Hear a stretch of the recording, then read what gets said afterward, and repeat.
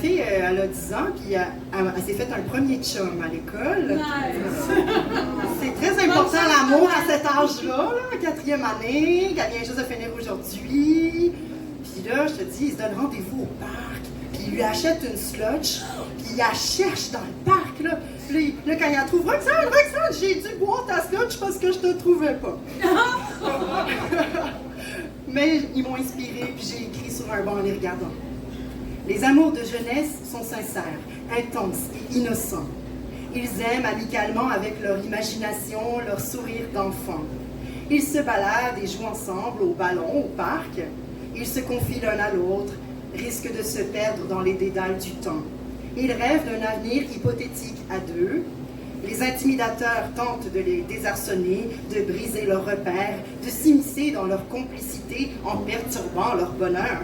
Mais le duo de cœur demeure solide, défendant bec et ongle leur idyllique relation. Les joues écarlates, le cœur tambourinant, la mélodie résonne et s'impose comme un verre d'oreille. Ils ont la pureté des sentiments que les adultes ont oubliés. Ils tracent leurs initiales dans la buée de miroir après la douche, c'est vrai. Ils découpent leurs photos de classe pour coller leurs portraits dans leur journal intime. Ils écrivent leur nom dans chaque page de leur agenda entouré d'un cœur. Ils songent l'un à l'autre. Tandis que leur professeur enseigne le français et les mathématiques. Ils partagent leur rouleau fruits et leur boîte de jus Oasis, discrètement pour ne pas se faire surprendre par leur surveillant de dîner. Ils se donnent la tag barbecue. Oh.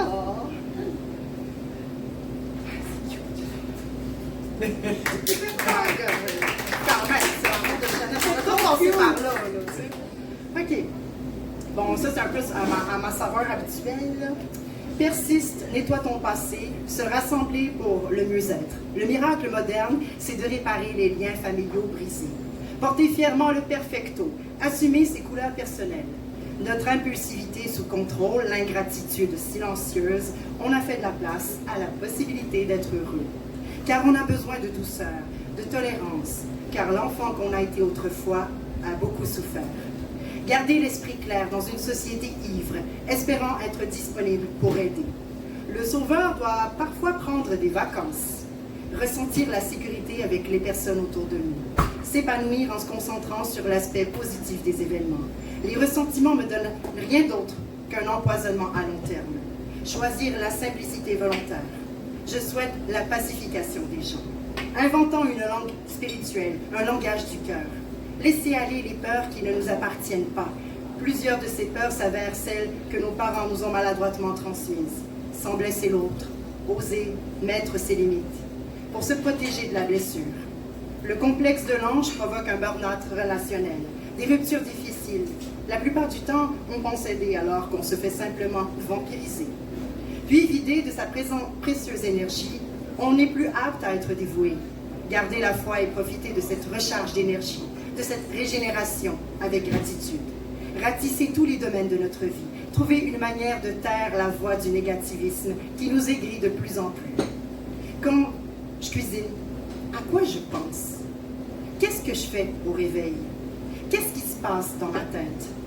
La période d'expansion temporaire de l'esprit, tout ressentir, démêler le vrai du faux, se réévaluer, valider nos émotions, utiliser les techniques pour déconstruire le mental et comprendre comment devenir adulte.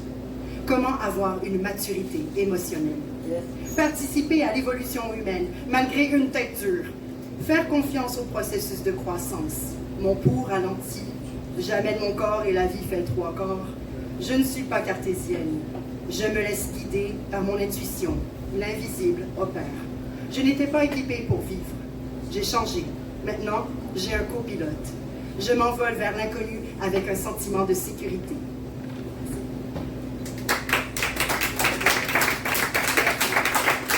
Mon texte ici, c'est parce que je viens plus au cabaret Dada parce que mon chum travaille de nuit dans la construction. Puis là, je m'ennuyais de vous autres. Fait que là, Valérie est venue me voir dans mon parc La Fontaine en face de chez nous. Puis on a écrit un texte.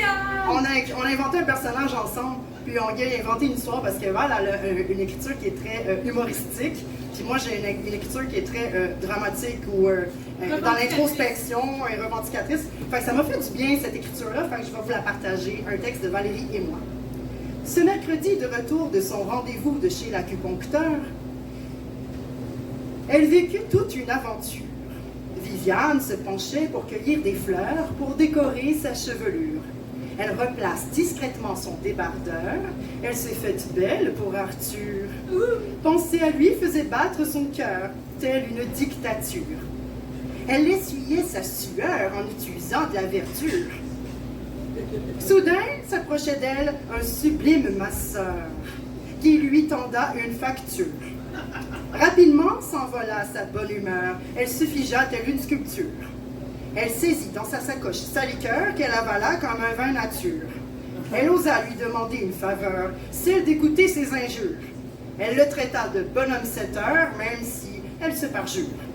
Interrompue par le vacarme d'un tracteur qui taillait les bordures, il faisait une de ces chaleurs qui faisaient fondre sa parure, ce qui fit ressortir sa laideur. Cette histoire prenant toute une autre allure. Elle chevaucha son quadriporteur qui avait besoin de quelques soudures.